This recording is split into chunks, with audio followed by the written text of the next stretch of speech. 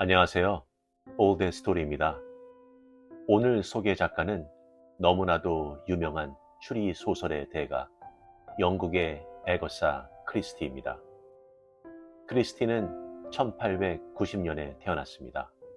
작가는 어릴 때부터 독서 광이었고 18세 때 첫 단편 소설인 아름다운 집으로 시작하여 아크로이드 살인사건, 오리엔트 특급 살인사건, 그리고 아무도 없었다 등 80여 편의 추리소설을 우리에게 남기고 갔습니다. 오늘 소개 작품은 1934년에 쓰여진 어두운 거울 속에입니다. 한 남자가 침실 거울에 비친 어린 소녀의 살해 장면을 목격합니다. 그럼 편안한 마음으로 감상하세요.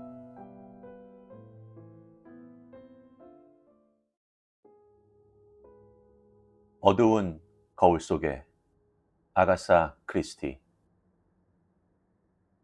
나는 이 사건을 해명할 수가 없다.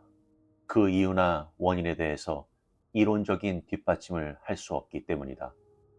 그러나 그것은 사실이며 실제 일어난 일인 것은 틀림없다. 때로는 나도 생각해 본다.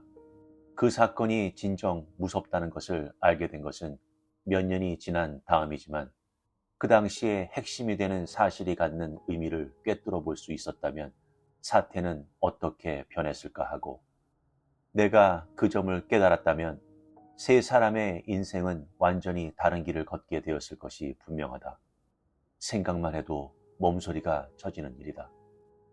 이야기의 발단은 1914년 여름으로 거슬러 올라간다. 세계대전이 일어나기 직전의 일이었는데 나는 닐 카슬레이크와 함께 그 여름을 보내기 위해 베지워시 저택을 찾아갔다. 닐은 친한 친구라고 해도 좋을 사이였다. 그의 동생인 앨런과는 서로 안면은 있었으나 닐만큼 가까운 사이는 아니고 그 아래의 여동생 실비아는 한 번도 본 적이 없었다. 실비아는 앨런과는 2살, 닐과는 3살 아래가 된다. 그러나 나는 닐과 같은 대학에 다니는 동안 방학의 일부를 그의 집에서 보낼 기회가 적어도 2번은 있었는데 그 2번 다 엉뚱한 일이 생겨 이루지 못했다. 그러다가 닐의 것이기도 하고 앨런의 것이기도 한 그 집을 가보게 된 것은 내가 23살 때 되는 여름인 그때가 처음인 것이다. 그 여름 그의 집은 손님들로 북적대고 있었다. 닐의 여동생 실비아가 약혼한 직후였으며 상대인 찰스 크롤리라는 남자 역시 그곳에 묵고 있었다. 닐의 말에 의하면 그는 실비아의 약혼자로서는 나이가 좀 많았지만 호인이라고 할 수 있는 사람이었으며 더구나 아주 부유한 생활을 하고 있었다. 나와 닐이 저녁 7시에 그의 집에 도착한 것은 잊히지도 않는다. 만찬에 앞서 각자가 제각기 자기 방에서 만찬복으로 갈아입고 있을 때였다. 닐은 곧 방으로 안내해 주었다. 이 배주워시 저택은 매혹적이기는 했지만 건축한 지가 오래된 만큼 무질서하게 중축한 곳이 많아서 산만한 느낌을 주었다. 사실 과거 3세기 동안 부분적으로 개축을 반복한 탓으로 복도에 여기저기에 조그만 층계참이 있고 생각지도 않은 곳에 층계가 나타나기도 했다. 처음 와보는 사람들에게 내부의 길을 쉽게 알 수 있는 건물은 아니었다. 그것이 이유였는지 식당에 갈 때에는 마중을 와주겠다고 닐이 말했다. 그때의 나로서는 그의 가족과 만나는 것은 좀 멋쩍은 생각이 들어서 그 멋쩍음을 숨기려고 이런 넓은 집에는 복도에 유령이 나올지도 모르겠다고 말했었다. 그랬더니 놀랍게도 닐은 갑자기 정색을 하고 이런 말을 하는 것이었다. 옛날부터 그런 말이 전해오고 있지만 지금의 가족 중에는 만난 사람이 없기 때문에 어떻게 생겼는지 이야기해 줄 수 없다고. 그가 방을 나가자 나는 서둘러 여행 가방을 열고 만찬을 위한 옷을 꺼냈다.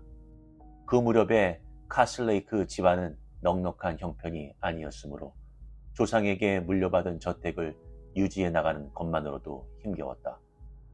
그래서 남자 하인을 고용할 만한 여력은 없었다. 따라서 짐은 내가 직접 풀어야만 했다. 넥타이를 매려고 나는 거울 앞에 섰다.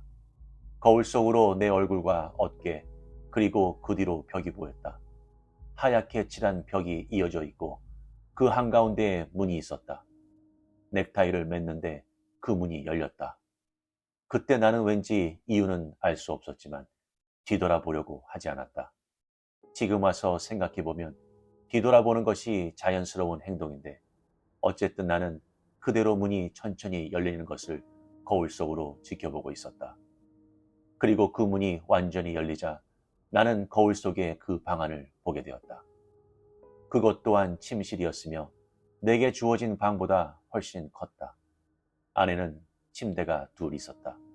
그것을 본 순간 나는 훅 하고 숨을 들이마셨다. 한 침대 앞에 처녀가 서 있었고 그녀의 목을 남자의 두 손이 조르고 있었다. 그 손이 서서히 힘이 들어가고 처녀는 계속 허우적거리며 이제는 쓰러지기 직전이었다. 그것이 사실이라는 것은 의심의 여지가 없었다. 나는 내 눈으로 분명히 본 것이다. 살인이 저질러지고 있는 것을. 처녀의 얼굴도 분명히 보았다. 반짝이는 금발, 고운 얼굴을 뒤덮고 있는 고통과 공포의 표정. 얼굴은 점차 핏빛으로 물들어갔다. 남자의 모습은 등과 두 손이 보이는 위치에 있었는데 왼쪽 뺨에서 목덜미를 향해 이어진 흉터가 보였다. 그런 것을 다 알게 되자면 꽤 시간이 필요했을 텐데 실제로는 겨우 1, 2초 망연히 바라보고 있었을 뿐이었다. 그러다가 나는 처녀를 구해주려고 뒤돌아보았다. 등 뒤의 벽, 거울에 비쳤던 벽에는 빅토리아 왕조식의 마호가니 제대형 옷장이 있었을 뿐이었다. 열려있는 문도 없었다. 범행 장면 같은 건 있지도 않았다. 나는 다시 거울 쪽으로 돌아보았다. 거기에 비추인 것은 역시 옷장뿐이고 나는 한달음에 그리로 달려가서 옷장을 앞으로 끌어내려고 했다. 마침 그때 복도로 난 또 하나의 문으로 닐이 들어와 뭘 하고 있느냐고 놀라서 물었다.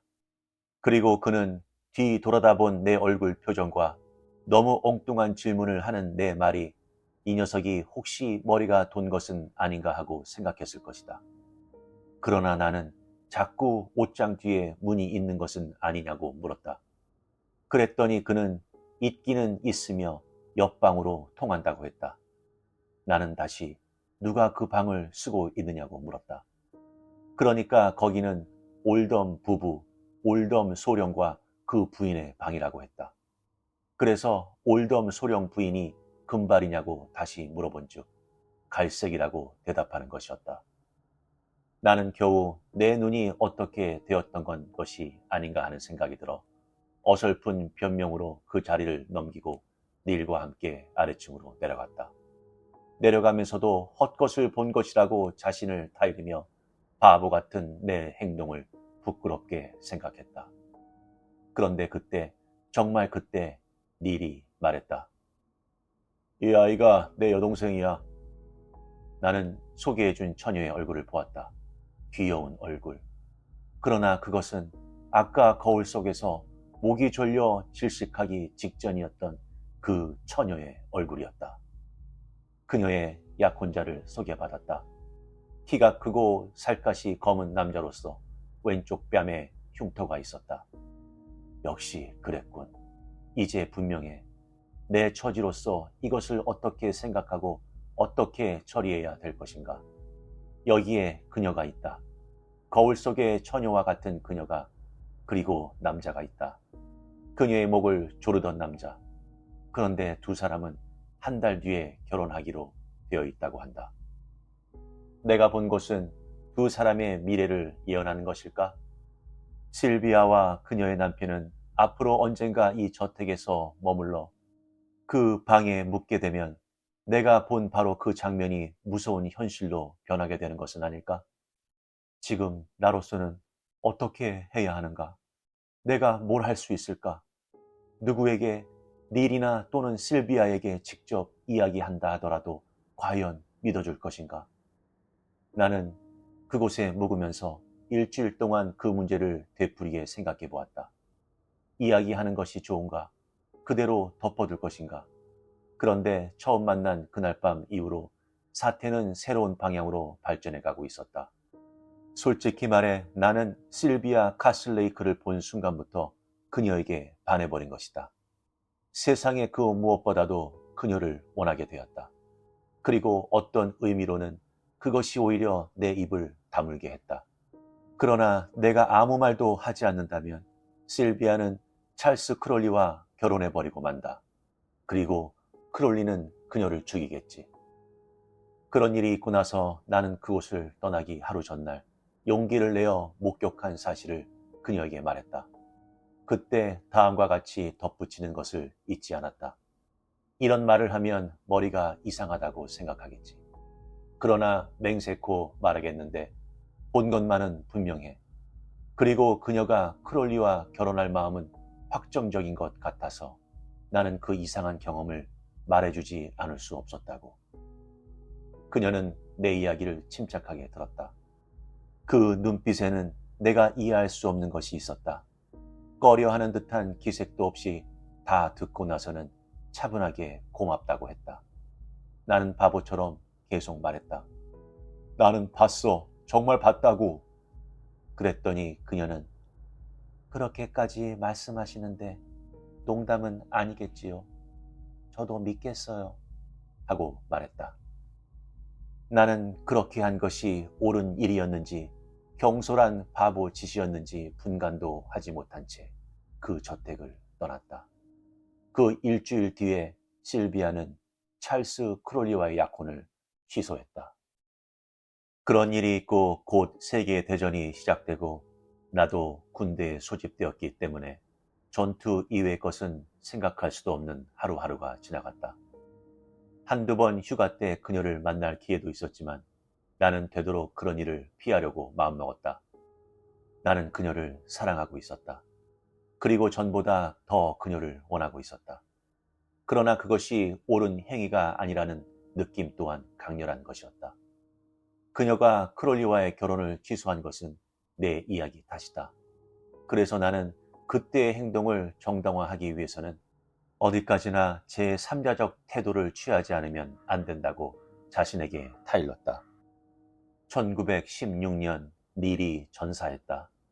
나는 그의 최후의 모습을 실비아에게 전해주게 되었다. 그리고 그것을 계기로 우리들 사이는 서먹서먹한 상태에서 벗어나게 되었다. 실비아는 오빠인 닐을 존경하고 있었고 그는 또 나와 친한 친구였다. 그녀는 볼수록 아름다웠다. 슬픔에 젖어있는 그녀는 더욱 아름다웠다. 자칫 입에서 나오려는 말을 억누르고 총알이 이 괴로운 처지에 결말을 지어주기를 빌면서 싸움터로 돌아가는 것이었다. 실비아가 없는 인생은 살아갈 가치가 없었기 때문이었다. 그러나 총알이 나의 생명을 앗아가도록 운명 지어 있지는 않았다. 한 번은 오른쪽 귀 바로 밑을 지나갔는데 피부에 약간 상처를 주었을 뿐이며 한 번은 가슴 근처였는데 주머니에 들어있었던 담배 케이스 때문에 이때에도 부상을 입지 않았다. 찰스 크롤리는 1918년 첫 작전에서 전사했다. 이 사실은 우리 처지에 변화를 가져왔다. 1918년 가을 종전 직전 나는 실비아를 찾아가 나의 사랑을 고백했다. 물론 나는 그녀가 쉽사리 나의 사랑을 받아들여 주리라고는 생각지도 않았다. 그래서 그녀의 입에서 왜 좀 더 빨리 구원해 주지 않았느냐는 소리를 들었을 때 얼마나 놀랐는지 독자 여러분도 상상해 주시기 바란다. 내가 더듬거리며 크롤리 때문에 그랬다고 대답했더니 그녀는 이렇게 말했다. 왜 그 사람과의 약혼을 취소했는지 모르셨나요? 그리고 그 이유를 처음 나와 만났을 때 그녀 또한 나와 마찬가지로 나를 사랑하게 되었기 때문이라고 말했다. 그래서 나는 약혼을 취소하게 된 것이 나의 그 이상한 경험을 그녀에게 말했기 때문일 거라고 생각해 왔다고 했더니 실비아는 큰 소리로 웃으면서 서로 사랑하고 있는데 어쩌냐고 그런 나약한 마음을 갖고 있느냐고 놀리듯이 말했다. 그래서 우리는 또다시 그때의 환상에 대해서 이야기하며 기묘한 일이긴 하지만 결국은 아무것도 아니었다고 함께 웃었다. 그리고 한동안은 특이할 만한 일 없이 지나갔다. 실비아와 나는 결혼해서 행복한 나날을 보냈다. 그러나 그녀를 아내로 삼은 뒤부터 나는 나 자신이 선량한 남편으로서의 자격을 갖추지 못하고 태어난 것을 깨달았다. 마음속 깊이 실비아를 사랑하고 있으면서도 끊임없이 질투심에 시달리고 있었다. 그녀가 미소를 보내는 남자에게는 질투를 느꼈다. 처음에는 그녀도 그것을 재미있어 했다. 적어도 나의 사랑이 얼마나 뜨거운 것인가를 나타내는 것이기 때문이다. 나 또한 이런 상황을 분명히 알고 있었다. 오직 나 자신만이 어리석은 짓을 하고 있을 뿐 아니라 내 행동이 우리들 부부 생활의 평화와 행복을 파괴하는 것이 된다. 그것을 충분히 알면서도 어찌해 볼 수도 없었던 것이다. 실비아가 편지를 받고도 내게 편지에 대한 이야기를 해주지 않으면 누구에게서 온 것인지 마음이 쓰여 견딜 수가 없었다. 그녀가 다른 남성들과 서로 웃으며 이야기하고 있는 것을 발견하면 그 순간 나는 불쾌해지며 시기와 의심의 눈으로 지켜보지 않고는 못 베기게 된다. 처음 얼마 동안은 지금도 말했듯이 실비아는 웃기만 했다. 그것을 나의 장난 또는 그녀를 놀리고 있는 것으로 생각했기 때문이다. 그러나 마침내 불쾌한 장난으로 생각하게 되고 결국에는 장난으로도 보지 않게 되었다.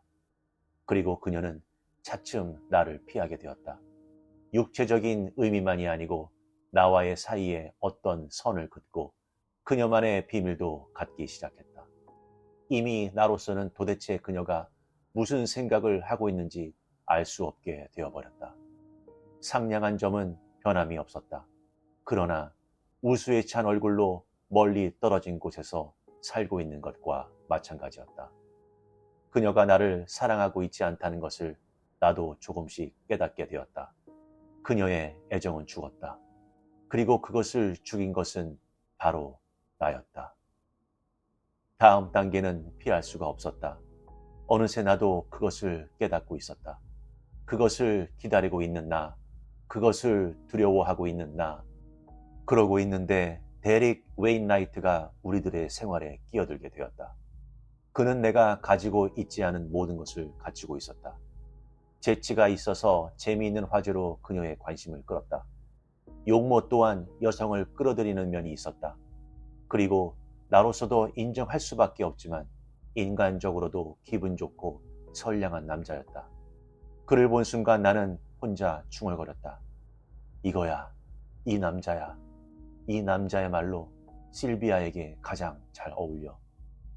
그녀 또한 자신의 마음과 싸우고 있었다. 절망적인 싸움으로 괴로워하고 있다는 것을 나는 잘 알 수 있었다.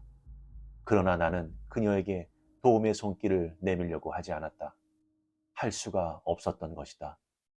내 주위에 깊은 참호를 파고 나 혼자 어두운 우울 속에 스스로를 가두어 버린 것이다.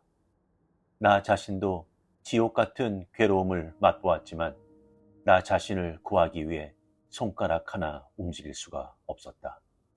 하물며 그녀를 도울 처지는 아니었다. 오히려 나 자신이 사태를 점점 더 악화시켜 갔다. 어느 날 그녀 앞에서 나는 분통을 터뜨리고 말았다. 자제력을 잃고 입에 담지 못할 욕설을 언제까지나 퍼부었다. 질투로 말미암아 미친 것이다. 잔혹한 말, 사실이 아닌 내용. 나 자신도 그렇게 외쳐대면서도 그것이 얼마나 잔혹하며 사실이 아니라는 것을 알고 있었다. 그러나 그렇게 외침으로써 오히려 쾌감을 맛보고 있었다. 실비아가 새빨개진 얼굴로 몸소리치던 것을 나는 기억하고 있다. 나는 그녀를 인내의 극한까지 몰고 간 것이다. 그녀의 말을 기억하고 있다. 이젠 그만해줘요. 그날 밤 집에 돌아와 보니 집은 비어 있었다. 그녀의 모습은 찾아볼 수 없었고 편지가 놓여 있었다. 그런 때에 흔히 읽는 마지막 편지인 것이다. 거기에 그녀는 이렇게 썼다. 당신 곁을 떠나요, 영원히. 하루나 이틀쯤 배지워시 저택에 있다가 그 다음에는 나를 사랑해주고 필요로 하는 사람에게로 가겠어요. 이것을 최후의 편지라고 생각해 주세요. 지금 와서 생각해보면 나는 그처럼 그녀를 들볶으면서도 이런 결과가 올 것이라고는 마음속으로 믿지 않았던 것 같다. 최악의 사태가 명백한 모양으로 나타나게 되자 나는 갑자기 이성을 잃었다. 곧 차를 집어타고 전 속력으로 그녀의 뒤를 쫓아 배지워시로 달렸다. 잊히지 않는다. 방에 뛰어 들어가니 그녀는 만찬을 위해 막 옷을 갈아입고 있었다. 나는 그 얼굴을 보았다. 놀란 얼굴, 불안이 가득 찬 그러나 아름다움에 넘친 그 얼굴. 나는 소리쳤다. 아무에게도 줄 수 없어. 어떤 놈에게도. 그리고 두 손으로 그녀의 목을 누르고 힘껏 조였다. 그때 갑자기 나는 거울 속에 비친 우리들 두 사람의 모습을 보았다. 실비아는 질식해 있었고 나 자신은 손에 힘을 주고 있었다. 그런 나의 뺨, 오른쪽 귀 밑에는 총알이 지나간 흉터가 뚜렷이 남아 있었다. 아니, 나는 그녀를 죽이지 않았다. 갑자기 떠오른 기억이 내게서 힘을 빼앗아간 것이다. 내 손에서는 힘이 빠져나가고 그녀의 몸은 바닥으로 미끄러져 떨어졌다. 그런 다음 나는 울음을 터뜨렸다. 그리고 그런 나를 그녀가 위로했다. 그랬었어. 그녀가 위로해 주었어. 나는 그녀에게 내 마음의 모든 것을 말해 주었다. 그랬더니 그녀는 이렇게 말하는 것이었다. 자기가 써놓은 나를 사랑하고 필요로 하는 사람이란 오빠인 앨런을 말하는 것이라고. 그날 밤 우리들은 서로의 마음속을 남김없이 볼 수가 있었다. 그 순간부터 두 사람이 영원히 헤어지거나 멀어질 위험은 영원히 없다는 것을 알았다. 하나님의 은총과 거울의 가호가 없었더라면 살인자가 될 뻔했다는 생각은 그 뒤의 일생을 경건한 마음으로 보내기에 충분한 것이었다. 그날 밤 이후로 오랫동안 내 마음을 좀먹고 있던 질투의 악마가 사라졌다. 그러나 나는 가끔 생각한다. 그렇게 큰 착오만 하지 않았더라면 왼쪽 뺨의 흉터, 실제로는 오른쪽 뺨의 것이지만 거울 속에서는 반대로 비치니까. 그 남자가 찰스 크롤리라고 나는 확신할 수 있는가? 실비아에게 과연 경고해야만 했을까? 그녀는 나와 결혼했어야만 했는가? 아니면 그와? 혹은 과거와 미래는 하나에 불과한 것인가? 나는 단순한 인간이다. 이런 현상을 이해하고 있는 듯한 두꺼운 낯짝은 가지고 있진 않았다. 다만 분명히 그것을 보았다. 그리고 그것을 봄으로써 실비아와 나는 지금도 함께 살고 있다. 옛날 표현을 빌린다면 죽음이 우리들 둘을 갈라놓을 때까지, 그리고 아마 그 뒤에까지라도.